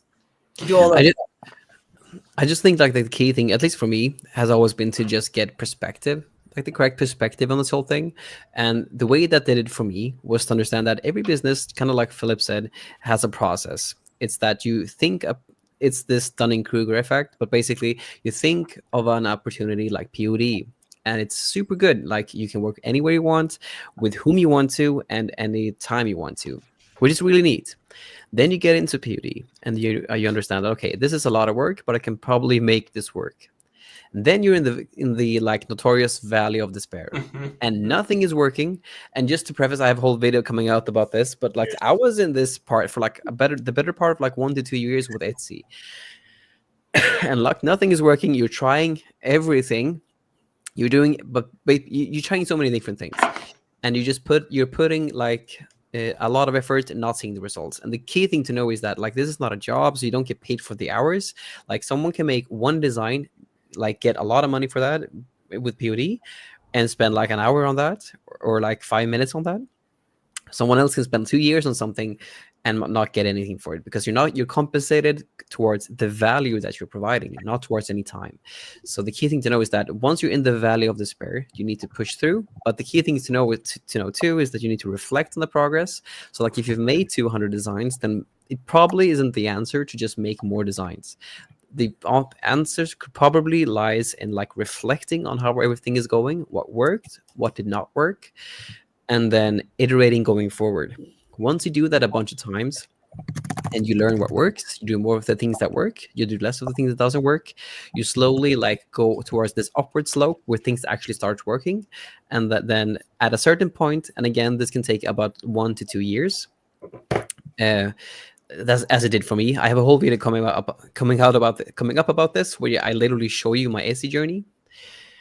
And you can really see that nothing is working for like the longest time. And then you see that I hit something at a certain point in like 2023, and it goes like really, really, really well. And I earn 30 to 50K a month with a 20% net margin. So it's doing super, super well. The key thing to know is that the valley of despair is something that we have to conquer. You can't be conquered by the dip or like the valley of despair. So if you're in that, just push through, make sure to reflect on the stuff that you're doing, do more of the stuff that you're doing, and iterate on the progress. But the key part is to not just do more. Yeah, I like that, because I also like that you said it takes years, because I think a lot of people are unrealistic. They see people like, hey, I made this in 2 weeks, and I made this in 3 months, and they think that that's the average, and that's definitely not the average. It does take years. Those are just outliers that did it, and, Yeah, make 100%. a good story. But and like for Amazon merch, I was on Amazon. Like when I did Etsy, I also did Amazon merch on the side. But like for a full year, I basically was from like, it took me a full year to get to tier 1000 and to actually get ads. Once I was in there, I could actually scale it with ads. But honestly, it took a full year to get to that point. And in that year, kind of like what Daniel said there, I didn't really earn much at all. Like I was just struggling to get that up. I focused on Etsy. I was a bit different because I was like all in on Etsy, and I lived off of $500 to $1,000 a month for like a full year. But I was all in on this Etsy POD thing. And Amazon merch didn't really give me anything that first year. It gave me really until I actually got access to ads. That's when it started to skyrocket. But it took a full year to get to that point. So yeah, that's awesome. I wanted to mention one thing. Oh, sorry. I was just going to say it's clear that we like talking mindset and motivation. We've been going on about one question for like half an hour. Yeah. But the final thoughts by Juna. Final thought by Juna. So you mentioned that every year there's a bump with the Q4 and the thing, but I wanted to mention like the difference too that I saw is sometimes I do a lot of trending stuff, which is great. That can give you a lot of good sales, but if that trend ends, you won't see that sale year after year, right? So be smart about adding in some evergreens in there, because those evergreens every year could get you some sales, but trends may get you some quick fun sales for a little while, but once that trend's done, the next year you won't get them. So you may not see that bump like Philip was saying in the beginning that goes up and up and up. So. Unless you're in tier 10 and you need the sales, you need to tier up. Yeah. Trends are the kind of thing where you design 100 things and then a week later you go back to square one. You basically have zero trend's design done. because the trend's already done. Yeah. So that's a very important point. Yeah. A question that came earlier, not really a question, but a comment about learning English and all the info about this is in English. I noticed recently you can now you can change the YouTube player to a different language. So Nice. they've implemented AI into YouTube to translate everything live for you. Wow. It's pretty awesome. You should try it out, like listen to yourself in German or French or something. It's pretty fun. I'll have to. So if anyone's struggling to understand us, you can change it. I was wondering recently why like people were commenting "merci beaucoup" underneath my videos, and that's probably why. That's why. I've seen that too. Yeah, have you? Yeah. Nice. Yeah, so test that out. It should be in the settings of your video player. That's really on cool. YouTube. I'm gonna have to watch no you guys idea in different languages. No idea how accurate it is, but I will test myself in German. There you go. Yeah, which is pretty strange. I did that as well. I actually tested it, but it's not my voice. Exactly. Yeah, It's a different voice. Unfortunately, it would be cool if it was my voice. Mm-hmm. Yeah. They're working on it, I'm sure. Didn't we like check a call with Ryan Hogue and Chris Heckman in Thai? Yeah. Oh, He yeah. said. Yeah, we did It's that. And it sounded like Ryan, but it didn't sound like Chris, right? Yeah. It was insane to see that. Then we also had multiple questions asking about Ooh, okay. platforms. So I'm looking for platforms where I can sell my designs. Can you give me information about the best platforms right now? And there was another one about first-time PODer. Where should you experiment? What's the best platform to start out on, basically? I bet everybody has a different answer, but I can tell you mine. Go for it. I like TeePublic just because it's user-friendly and it's really easy to upload stuff quickly. There's not a lot of moving parts. The downside of TeePublic is like it's really hard to know what's selling besides looking on their site and kind of figuring that out. There's no like real good app that tells you like design this or design this, and there's a lot of copyright infringement. But if you want to get into it, I think everybody's accepted for free, and you can play around with it and learn pretty easily on there. But and it has a decent traffic, not Amazon, Etsy traffic, or Shopify traffic that you have to put on your own, but it has decent organic traffic. A lot of millennials too. Yeah. I feel like in a lot of the times when I look at some of the designs, it's like a lot of the stuff that are targeting, even like the design jokes would be like targeting either a generation or a group of people that generally don't have money. Yeah. So I find like, especially like 80s jokes and stuff like that. 80s hit, yeah. Yeah. So anything like, 80s, 90s. millennial, half Gen X, half millennial will work great on TeePublic, even though they have a lot of Gen Zers. But I think like from what I've seen with Gen Zs, it's mostly either the political stuff, like the protest merch, stuff like that, which I'm less into. So more just some random, like I think I had for a very long time, I think it was just like roller skates. Or even I don't know. Well, you're not girls, but there used to be these like little hair clips that are like little butterflies. Oh yeah, I remember this. Yeah, that was. I think it was like when I just started with TeePublic. I had a bunch of designs like that, and they sold for a while. When they stopped selling, I pretty much took them off. But those were selling for a while as well, with millennial jokes and anything relating to basically 80s, or creating something that is sort of a Tamagotchi but not a Tamagotchi. Right. Careful with that IP infringement stuff we talked about. about. But even with the Tamagotchi, you still have a lot of artificial animals in a device that is not a Tamagotchi. That's right. That's when you know it's outside of the scope. Yeah. Yeah. digital animals, pets. So I do- go for it. Go for it. I do think TeePublic is definitely a good one to start with as like an easy way to get into it because it's very user friendly. Yeah. But at the same time, I also think the potential is a lot lower than on your Etsy, Amazon Absolutely, marketplace. less traffic than those. So that is definitely a big one. You can sell decent numbers on there, but I think it's a lot more rare. Like I think you do all right on there, Juno. You do May, but I haven't seen many examples of people that do similar numbers to what you see in Amazon merch quite regularly or Etsy quite regularly. So that's something to bear in mind there. Amazon is obviously the biggest marketplace, so there's a ton of potential there, but then you also start on tier 10, so you're quite limited initially. So that's a big downside, I guess, for anyone starting compared to Etsy, where you can test more quickly, more easily. But then on Etsy, again, you have to pay to test, not free. pay to play. So every marketplace has their pros and cons.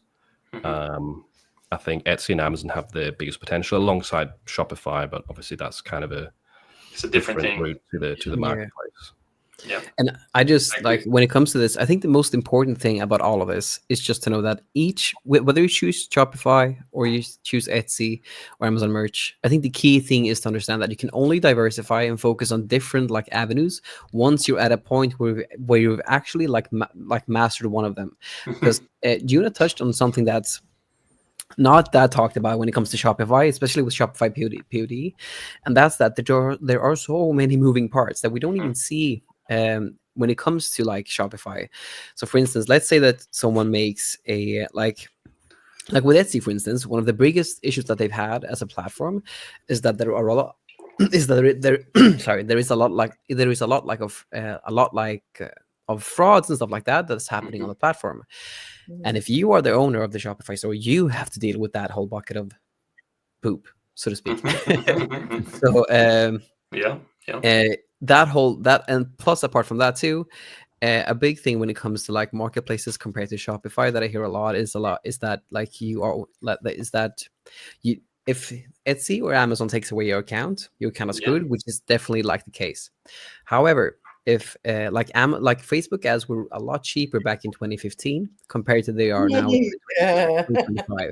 So just as much as we are regulated by the marketplaces, a Shopify brand is regulated basically by how the meta ads are working, because that's the main thing that they use. So just keep in mind, there's no like saving grace here. And with the Shopify, you have a lot of moving parts, just like Yuna said, with Facebook ads plus the Shopify brand, and you are the actual like owner compared to Etsy, where Etsy is the owner, which gives you a lot of more responsibilities.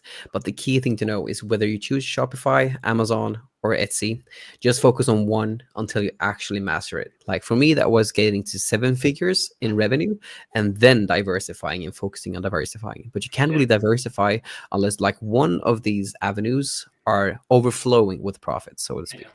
It takes a lot of focus to get a thing going. And so if you're trying to split your focus into 2 or 3 things at the same time, you won't get very far. You need to focus all your energy on the one thing you want to grow and get it to grow. Because either of them can really work. It's just important to focus on one. Yeah. And they have the most potential because they have the most potential for traffic to Etsy and Amazon, like huge traffic, and Shopify, you're driving the traffic. So I think that's really the big key if you want to like scale it up to something huge. Like TeePublic, you'll get, a few sales and kind of learn stuff. But if you really want to scale it and do 6-7 figures kind of stuff, those 3 are probably the ones to do it. So I think I'm coming from a different niche again. Like for example, either surface pattern creators or the ones who are doing digital art. So what I do know that a lot of them did, regardless, it doesn't matter if it's Shopify, Etsy, or other print-on-demand marketplaces, is that what they would use as their baseline would pretty much be their Instagram account, for example, where they post their art. And every time that they posted something on Instagram, that is after that they posted it in their Shopify store, in their Etsy store, in their public store, in Displate, whatever. And basically what you have on the link in bio is just, a links page to shop all of their stuff, like everywhere that they're selling. And then after a while, they started to see based on like what platform is selling more, because a lot of the times it's also a matter of location. Because some people do feel more comfortable to buy, for example, under the Etsy brand. Some people feel more comfortable buying from Imprint because it's made in the US, and it's right now they have like a sale specifically. So even if you're selling on different marketplaces, you can, for example, say, oh, this week, by the way, Imprint is doing free shipping, or this week, Redbubble is discounting mugs and stuff like that. And basically that one place that they would do it would be on Instagram. But again, that goes to the two different things that you're trying to do. Are you trying to take one platform, do different types of design, different types of niches, or do you have the same niche gathered somewhere on one website, on one social, and then you spread out the designs which are identical to each other on multiple platforms that you're selling it on? That's more what I see in my area.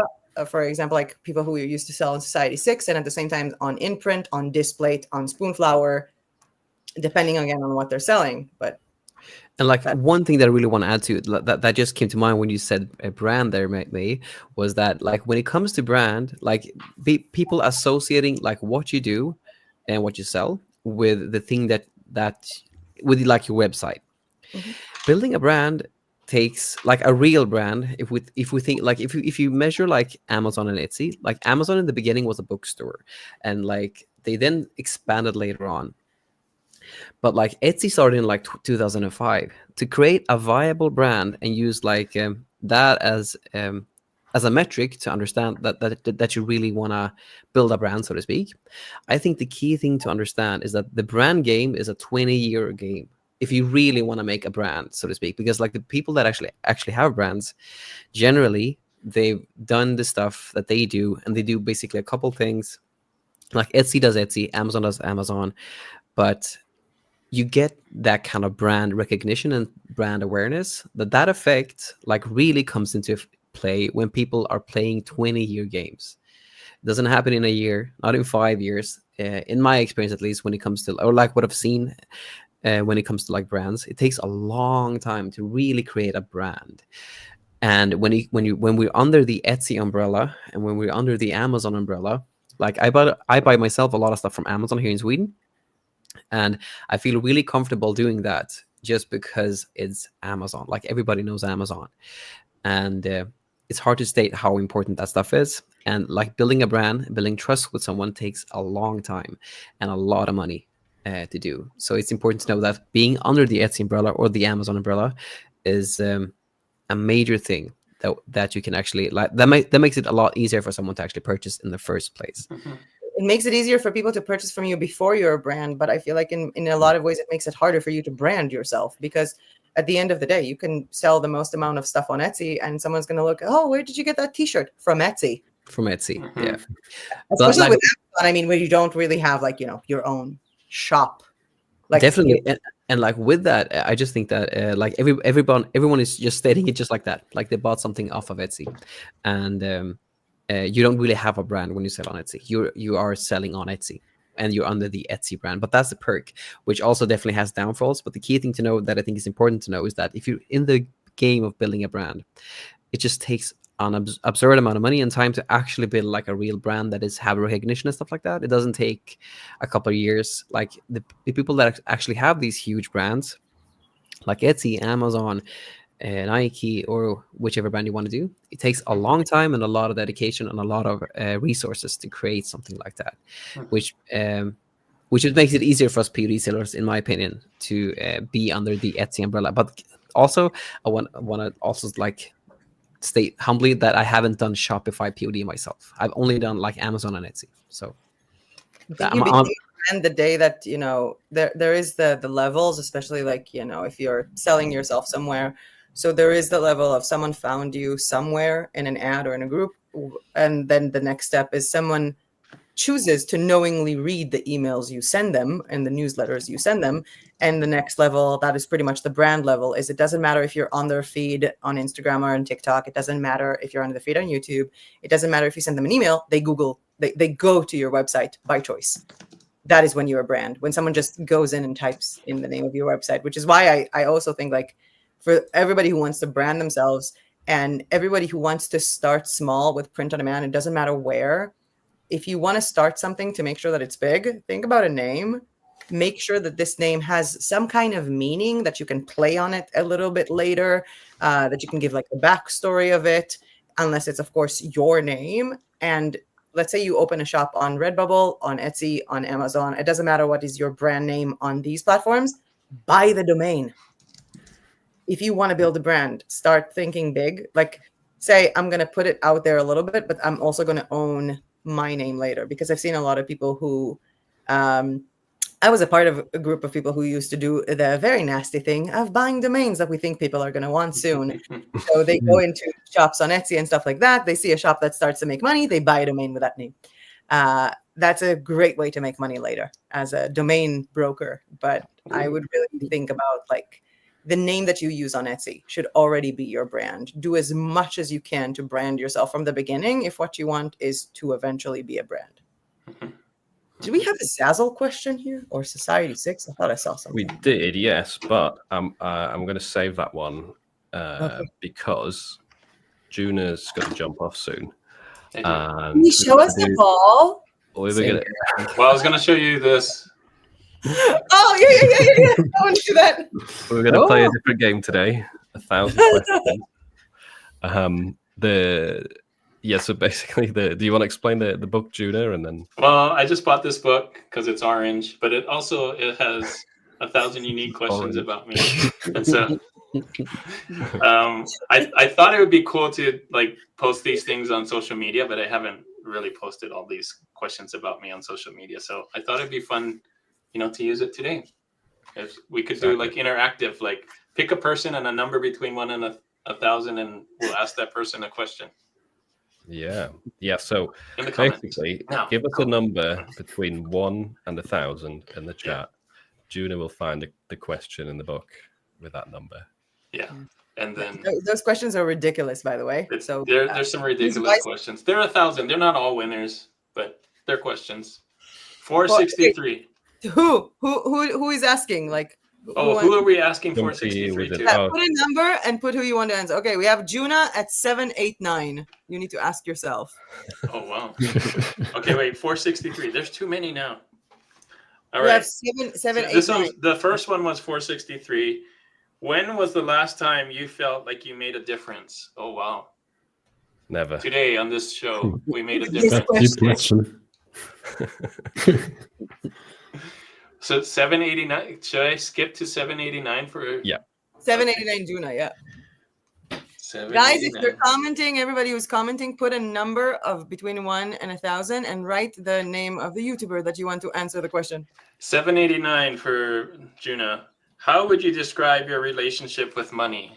I have a good relationship with money. I like money. It's fun. It's been good to me. Money good but to I'm not like over. I do want to make more money, but I'm not like unreasonable.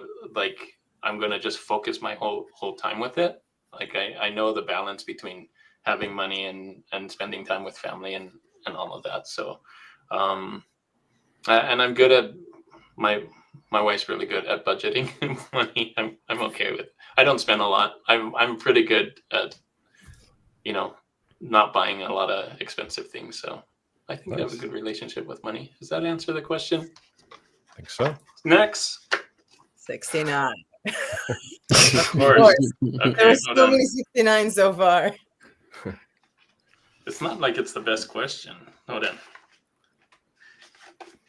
Have you ever snuck into anywhere without paying, Philip? Like the movies or anything? I'm sure I've probably done that. I've probably done that and just forgot to pay or something like that before. I can't remember. Probably, but not that I remember. You don't know? You did it without actually trying to do it. I'd be the kind of person to just walk in somewhere, not realize you have to pay. Oh, innocent. All right. 133. Andreas.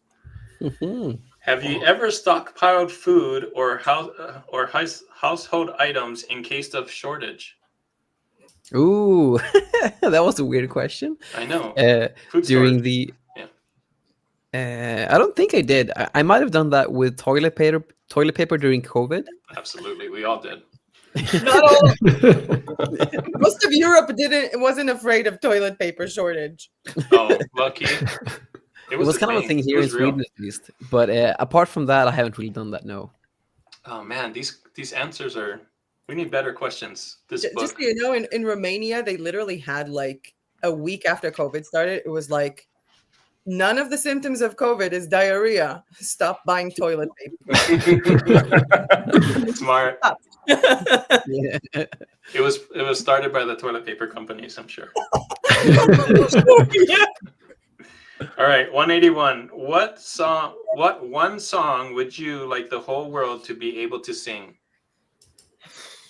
What? I know. I wish I got the survival questions. We'll do that one. Talking about weapons. Song I want the whole world to sing. Sing well, I think. Sing well. Yeah, because probably everybody sings it and they sing it badly, but poorly. Always look on the bright side of life.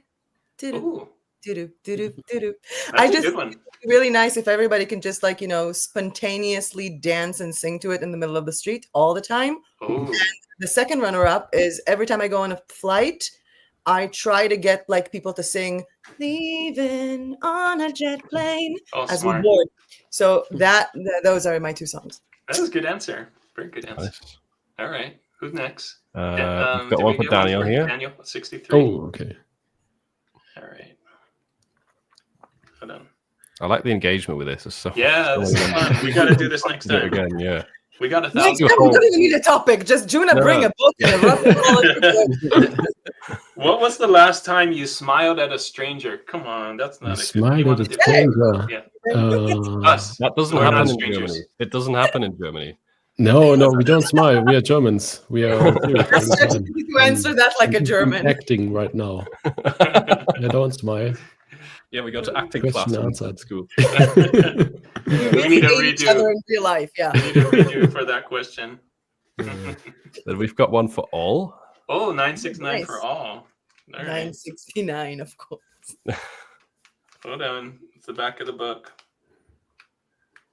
Do you have See, like I'm not- the easiest questions or something? I need to write better questions. 969. If there were only 2 kittens left in the litter, would you still take just one? Oh wow. What? Not a cat person. Oh, okay. Mm. So you wouldn't take any. No. Is there a dog there in the litter? I'm not, but I probably would take both, I guess, if there's only 2, because then I'd feel really bad that the one kitten, we don't know what's going to happen to the other kitten.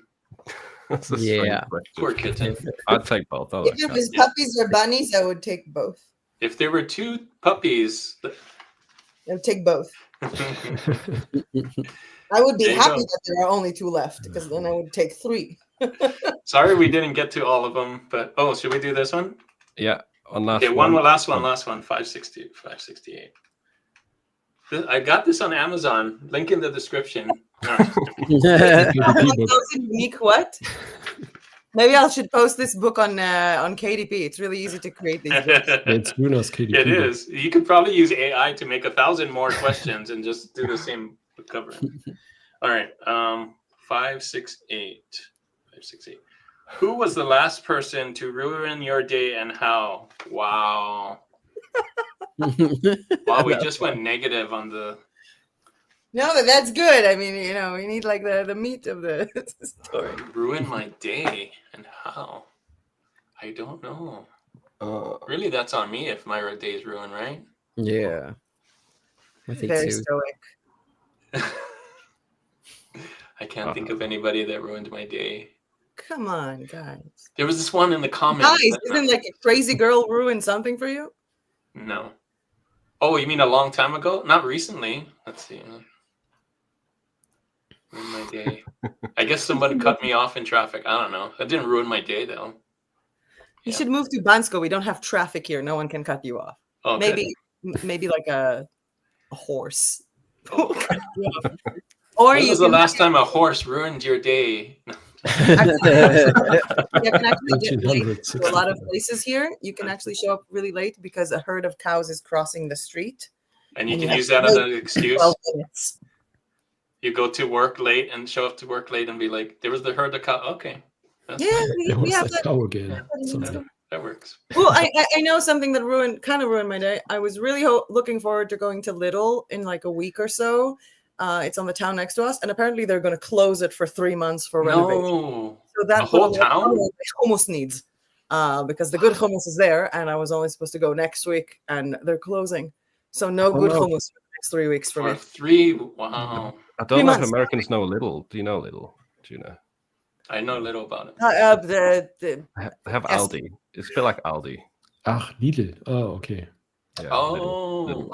Lidl. Lidl, yes, Ah, now I with good recognize hummus. yes, they have really nice hummus. Well, thanks guys for playing. I gotta get going. I'm on Jay's channel next, so he's, Say hello to Jay Yeah. from us. yeah, I'll say hello to Jay Bye, for you Gina. guys. See you guys. See you, Gina. You go as well, Andreas. Yeah. Yeah, I gotta run Bye. too. I got a coaching call soon, so I gotta Thanks go. for joining, both of you. Does That's it fun. still stay on the YouTube if I get off, or do I have to run it in the background? Well, I guess we'll test it. We'll I don't test know. it. Sorry guys if it went off in my YouTube channel. We'll stick around for another 15 minutes All right. on here and then stop as well. But It's yeah, been thanks great. for joining. See you We'll guys. See you later. Bye. Bye, Gina. All right. See you guys. See you then. Hi, Bye. Andreas. Someone wrote adulting sucks.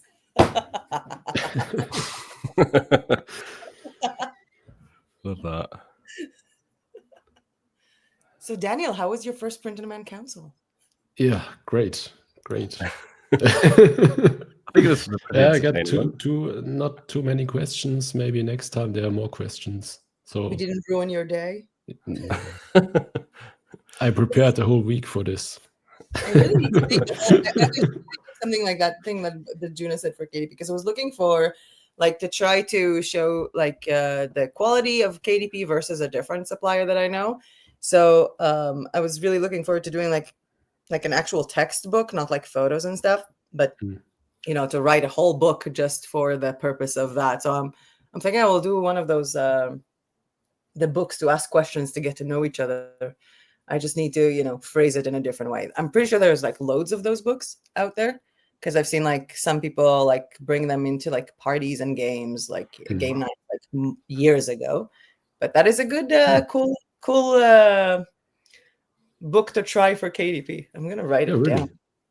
Gotta research that, and I wonder if if the we lit could is ask good. it. I wonder just if we do could it. ask it. Just write a book like the 1,000 Questions one, just better. Wonder if chat.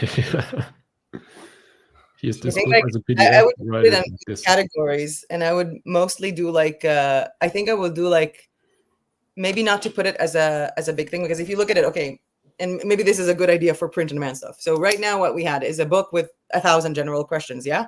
So what you can do is make a book like that, or you can make a book with 500 weird questions relating to survival, or relating to pets, or relating to food.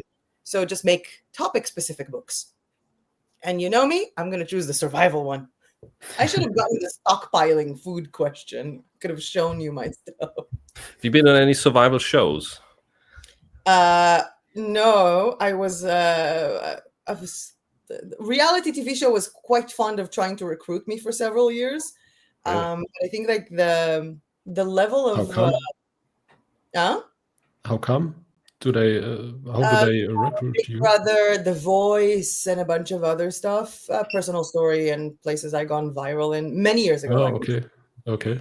12, 14 years ago, when like Facebook just got started and stuff, or you know, through friends or through shows in town. I used to like walk down the mall and I would see like a place that sells guitars and I would just sit there and play for hours. And I feel like, you know, those companies, especially back then, they had one type of show and then they do a different type, but they still kind of call back the people that they liked from that or the first one. But they have such deep characteristics of who they want you to play that it's just not fun. Yeah, Decide, like I would, I can they do like imagine. going to Big Brother, you have to have like a romance with someone, and I'm like, hell no. Like you're And not they going to want tell me to do that in a place with They want to- cameras. They want to Yeah. get you into that role that they want, but you don't want to play that. I can A imagine, friend of mine was supposed to be like in that the reality Survivor TV. version. There's like, Mm. I think in Bulgaria, they called it like the $1 Million Island. Mm. So he was very late stages to that. Like they already bought him his tickets. He already signed a bunch of the contract. And then they're like, by the way, here's a script. You're going to be the villain. And this is exactly what you're going to do. And then at that point, he was like, yeah, you can go do that. Like, I don't care. Yeah. So it's very scripted more than a lot of people think. What, Philip? Someone likes your T-shirt. Can I see it? What is on your T-shirt? Linkin Park. Oh, I want to cry. Chester. The best album. Yeah, you're showing. You put us on like third, so you were showing your back to no one. Well, I was showing the back print. It's the best Linkin Park album. But yeah, thanks for that. Stories AI. Well, we'll get back to the Society 6 question. Yeah. Okay. Very grateful for your help. I have one last question. What are your thoughts on Zazzle and Society 6? I'll do the platforms, but is it worth spending time on these two? Okay. First, let's start with Society 6 because I'm not sure you can even start a shop. They pretty much, I don't know, like 2 months ago, they pretty much kicked everybody out. So a year ago, they went into a pay-to-play model, even more than a year. I think it was November a year plus ago.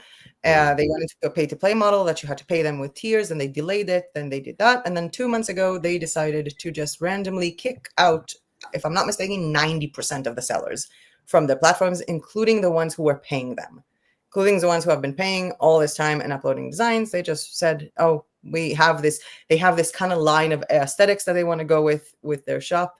They also canceled the option to have your own pricing. And you pretty much get either 5% or 10% commission. That is the highest that they offer right now, which is ridiculous.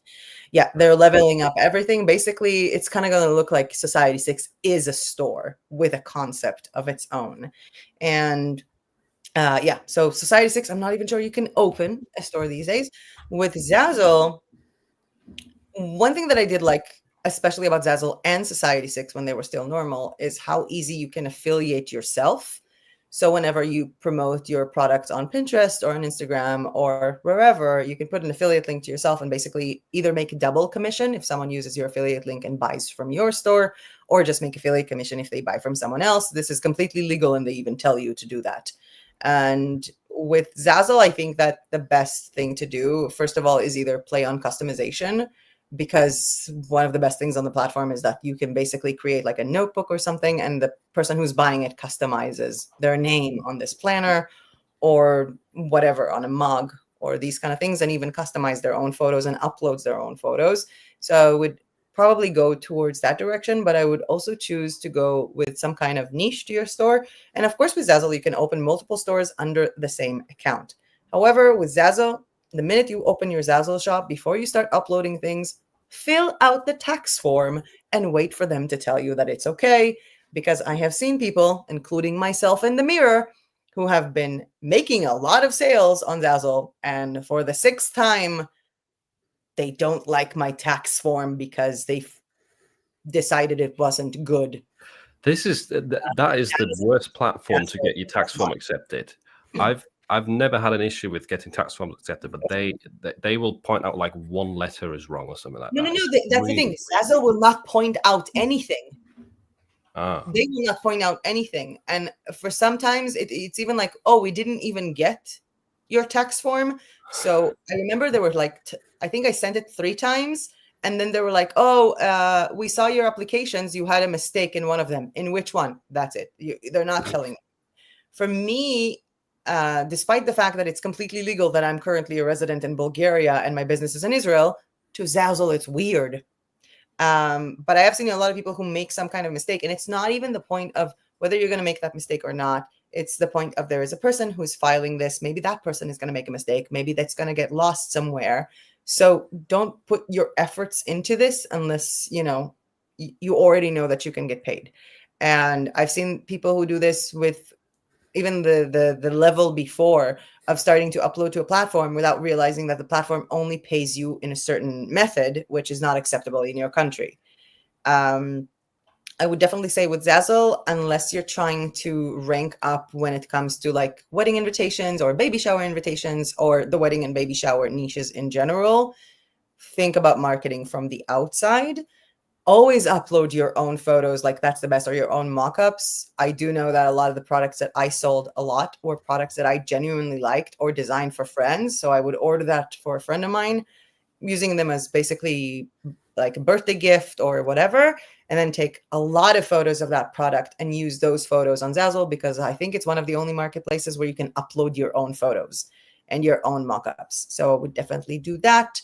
And I think like a lot of people don't understand how extensive Zazzle can be. So you have like collections and categories and whatever, but the collections have banners on them. It's most of the people who sell a lot, it's because they have a very unanimous look for everything. So think 2 fonts, maximum 4 colors that you're using for all of your branding, and brand everything on Zazzle. That would be my Zazzle or Society 6. I don't know if you guys were trying ever Zazzle or Society 6.